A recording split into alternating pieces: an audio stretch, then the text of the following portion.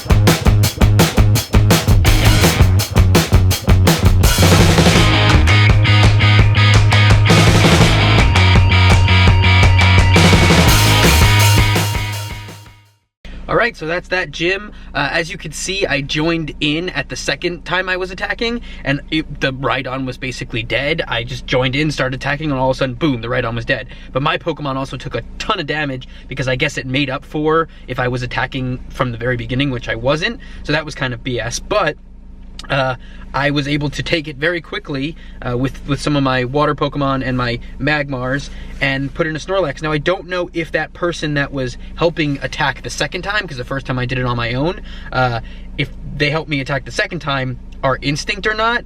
If they are, that's awesome, but they haven't put in a Pokemon yet. If they're not, then I'm gonna have to take this gym back most likely after I take that other gym, because I definitely don't want to just get one set of 10 Pokecoins when I can just take that other gym really quickly. So I guess we'll see, but now on to the other gym.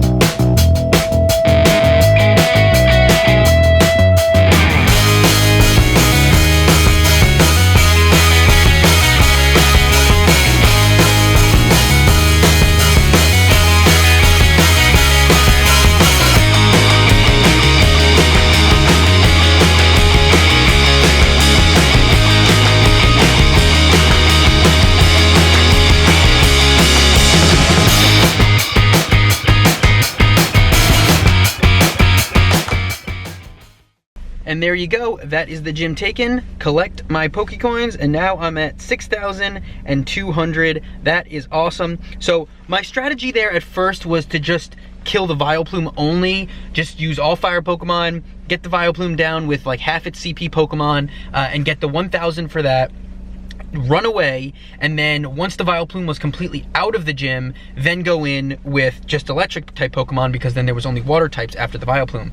But then I realized after I defeated the Vileplume once that if I just swept the gym with my top tier Pokemon, then the Gyarados would be the last one in the gym, and then I could go in with my electric type. It would just be much quicker than having to keep going in for the Vileplume, because there was still quite a bit of gym prestige even after defeating the Vileplume once. So I decided to just do my gym sweep with my top tier guys. Didn't really care about type advantages, just went in, attacked as much as I could, and then defeated it. Gyarados was the last thing in the gym, and then I used my electric types, my half CP electric types. Plus they're much higher CP, they're in the 1,300 range basically, instead of the, you know, 500 to 700 range because of the Vileplume in there. So that worked out really well. You might have noticed that I haven't been dodging that much. My phone's basically crapped out completely when it comes to swiping in general on any app. Even in the main screen, swiping is just, it's horrible. Trying to swipe between apps and stuff, it just doesn't work well. So in gyms especially, because it takes a little while for it to register in the game, it's basically impossible to swipe on time. I've swiped a little bit. As you saw, there was actually a couple times where I did dodge some of the main moves, which was good. But it's nearly impossible. So now I've been trying to call back my Pokemon before they faint. Sometimes I don't really care. Sometimes it's a little bit unsuccessful, but for the most part, either way, it works. And as long as I kind of keep up with the strategizing and not just go in blind, I usually come out on top, and I don't have to use too many revives and potions either way. Potions aren't a problem for me. Revives have actually been pretty common too. Max revives not as much, but which I would have liked more of, but revives aren't too low in terms of getting them from Pokestops. But that's basically that. I'm just gonna go catch some Pokemon now. That's my egg situation. I haven't had 10k egg in so long, and I think what I'm gonna do is I'm gonna try and collect only 10k eggs. It's gonna take a long time because I only have one incubator now, but I'm gonna try and collect only 10k eggs, and then do like a lucky egg, have them all hatch at the same time, and while I'm waiting for them to hatch and while they're hatching and stuff, I'll evolve the Pokemon. I'll do all the big evolution. Right now I have 860 Pokemon. If I were to go through that, I'd probably be at maybe 600 Pokemon, but I think that's a pretty good setup, honestly. And I'd probably, I don't even think probably, I'd definitely get to 31, if not even almost 32. So with the amount of Pokemon I have, especially with Lucky Egg on, it'd probably take a couple hours, honestly. But I'll probably end up doing a video on that. I was thinking of doing a live stream. I'm just not sure if I'm going to. I feel like that'd be a really boring live stream, just evolving Pokemon. If you think that that would actually be a good live stream and you'd actually watch that, me just sitting there talking and and doing nothing while I evolve Pokemon, then just let me know. But other than that, I'm gonna go catch some Pokemon. It is pretty cold out. It's sunny, which is nice, but it's really cold, which is weird for such a nice day. But I'm gonna head out, catch some Pokemon, and then that'll be basically it until I get home. We'll see if there's any rare Pokemon by my house, which there never is. But yeah, so I will see you later.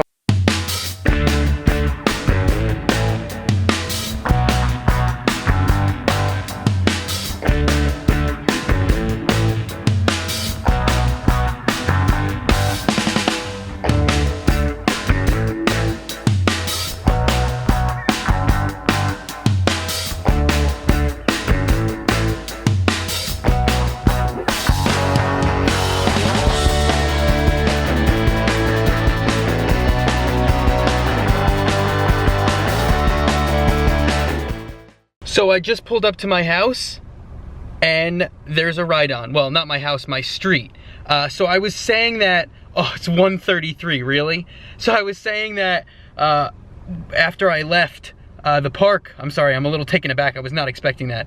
After I left the park, I was saying, you know, when I get home, I'll see if there's any rare Pokemon on my way home, and then I'll record it. There's never rare Pokemon, except maybe Clefable, and I wasn't expecting there to be anything. And then all of a sudden, I see slowly going down my road that there's a ride-on.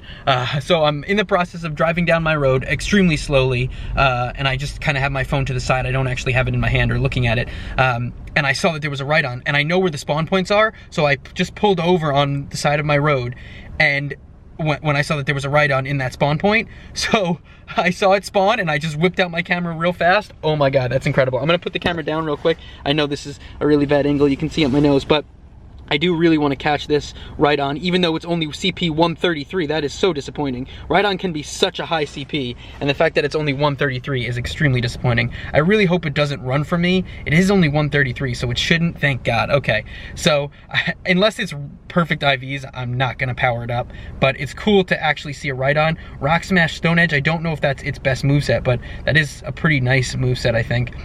Has room for improvement, of course it does. That's probably why the CP is so low. So it's not a great Rhydon. I might even end up transferring it at some point. Unfortunately, if it was a really high CP, I would have kept it for at least training gyms. But Rock Smash and Stone Edge might still be a pretty good moveset. But again, I probably wouldn't power that up at all anyway. But I was not expecting that. That was totally, I just whipped out my phone real quick, turned on my road. I usually stop at the top just to see if there anything good spawns. Again, the best I've seen is Clefable, and then boom, there's a Rhydon. It's pretty awesome. I am a little upset that it is low CP and it has bad IVs, but it's still pretty cool that I got a rare Pokemon. Was not expecting that today, definitely not.